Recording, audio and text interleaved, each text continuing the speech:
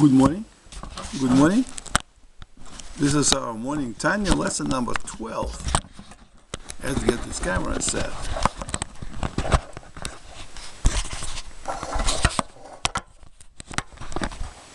Okay, good morning again. Lesson number 12. We've been discussing so far. Today, by the way, is Sunday, January 11th, 12th, 2024.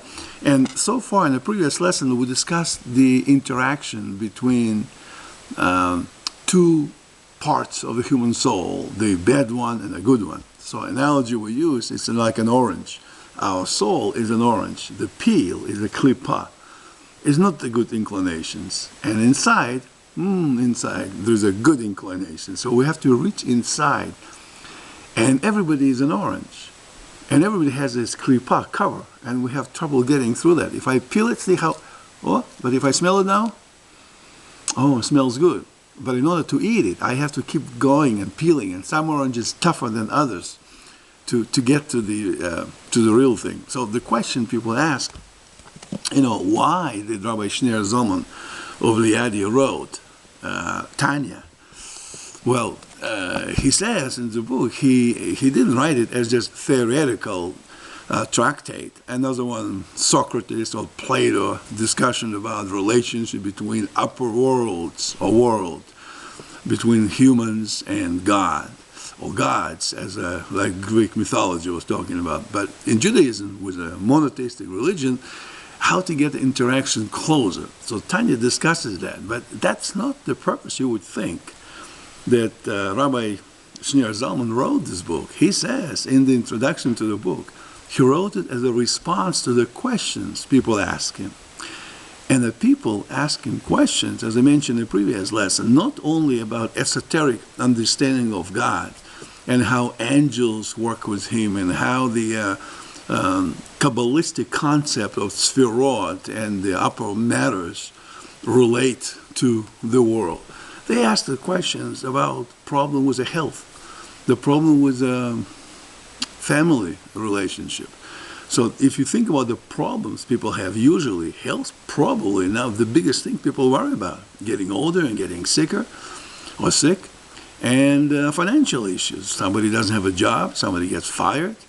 Well, then relations between the people, how do I treat somebody else, very important. But to people, usually it's not as critical as if somebody, God forbid, has a bad disease.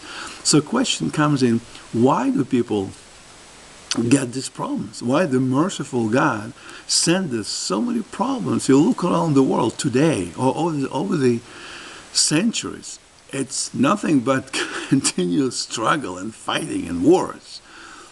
Jews didn't participate in so much destruction as a non-Jewish society. Jews were not crusaders or Hitler's army and so forth. But even in our history, in Jewish history, we have periods of times where kings fought each other, when idolatrous priests were doing bad things. So everybody had a share of bad things. So how to become a better human being is to make society more harmonious, good, the way God intended.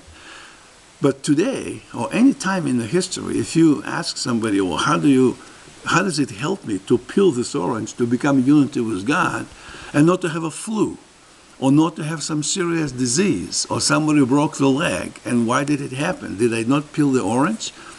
So hopefully in the further lessons as we go through Tanya, we're now on a lesson we're in lesson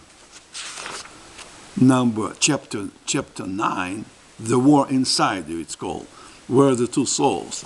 But jumping ahead, we have to ask Shneur Zalman, okay, if you can get close to God, we will never have flu.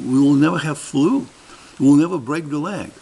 Will you never be fired from your job and not finances to feed your family?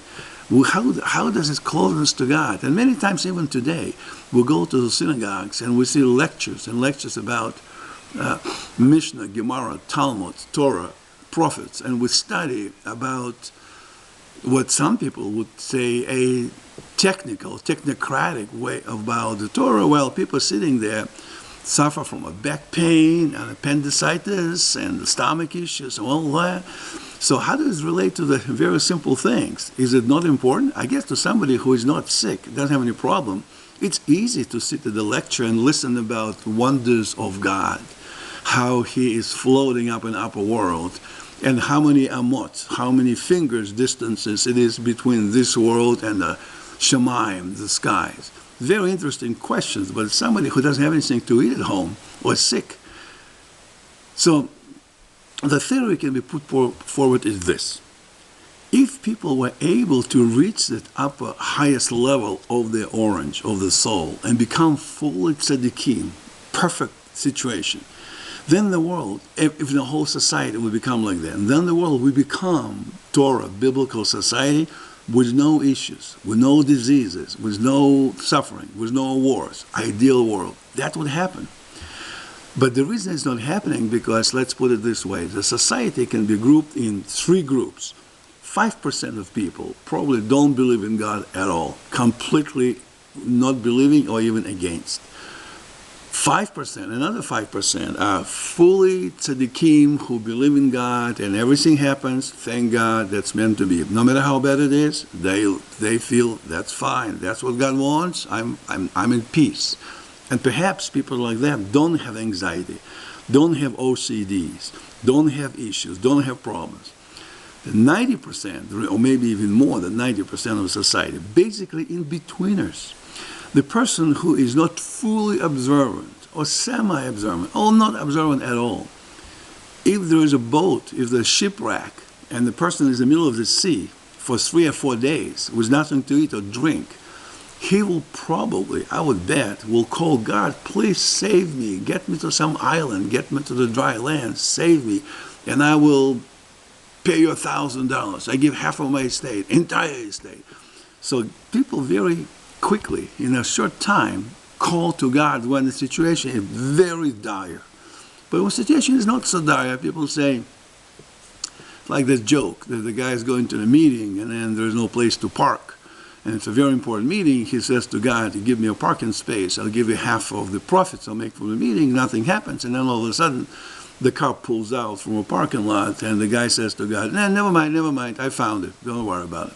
So that's how we look at the world many times. So, and therefore, God doesn't punish us for anything of it. He just simply says, you're on your own. If you don't need my help, on your own. So if somebody completely agnostic, atheist, completely doesn't need God's help, you're on your own. That person can be perfectly fine. The person can have horrible issues or some issues, and he has to resolve them himself. Maybe he has to go to the doctor, and hopefully the doctor will help him. But if not, he is on his own. The person who is on the other side, that completely with God, I would claim to say, Tanya probably will have to see that, doesn't have any problem. Not only in the next world, not only his suffering today will become bliss in the next world. He'll go through a test today and then through sufferings, and then he will be fine in the next world. He will have good life even now. But majority of people, 90%, more than 90%, are kind of in between. So they can peel this orange, but they can smell it, they can taste a little bit, but not fully there. And because of that, they are in between. When it comes to when somebody, God forbid, broke the leg, they say, well, I believe in God, all that. How come I just, I went over and the car hit me and I broke the leg? Well, I guess because part of the orange is still not peeled. So the person doesn't have has some protection, but not full protection. And therefore, the job of those people who do have a full, blissful situation on this earth and a full unison with God, if these people will pray and these people will try to put their energy towards helping the rest of the society, that will be the hope for the society to follow that, to put tefillin, to do morning prayers, to learn Tanya, to become a better person, to help other people. And indirectly, or perhaps you would say directly, they will transform also in a personal personal goodness, even on this world. But to reach that, it's difficult because for those in between us, for entire society, sometimes we look around and say, how come the world is so screwed up? What happened? How can the world who doesn't behave right today will become better? What will make the world all of a sudden change? Does it require that horrible disaster? Does God have to send the horrible things, the wars and diseases and corona and wars in order to tell people, listen, I'm telling you, I'm in charge. Try to use my help. Don't do this. Don't create these problems. That's a difficult thing, and God will continue turning the screws until we, like Israelites in Egypt, cry to God and says, enough already, help us, we admit you're in charge. When will society will come to this situation? One way, of course, on its own, all of a sudden nothing will click and say, well, today I think I'm not going to eat ham, and today I'm going to help my neighbor. The old lady, I'm going to help her cross the street before I didn't care. What will make the person change this way? Well, those disasters is one tough way to get the message. But hopefully God doesn't have to resort to that. The second option is for the small group of people, for those small 5% to pray and to spread the knowledge of Tanya. This is not conversion. We're not proselytizing. But simply by example, living life by example and by the prayers and hopefully learning to transmit this knowledge to the rest of the population. So the population will come to this perfect world over time in a more gentle way, without disasters running the world, without God having... So God is a good parent, doesn't have to spank you until you go stand in a corner until you understand your ways. Instead, somebody will come in and the parent will take the kids to the for a walk in the park and talk to him and become a good parent, and then the person will follow and eventually will lead a good life, and not the life of drugs and robbery and cheating and stealing. That's an example that we can present. And the Tanya, the method how to get there, is what Tanya is saying. So when you coming close to God, it's not just to sit and say, I'm in nirvana, in bliss, I feel God in my heart. That's wonderful. But how you then apply that towards helping other people to become that, that's a real message.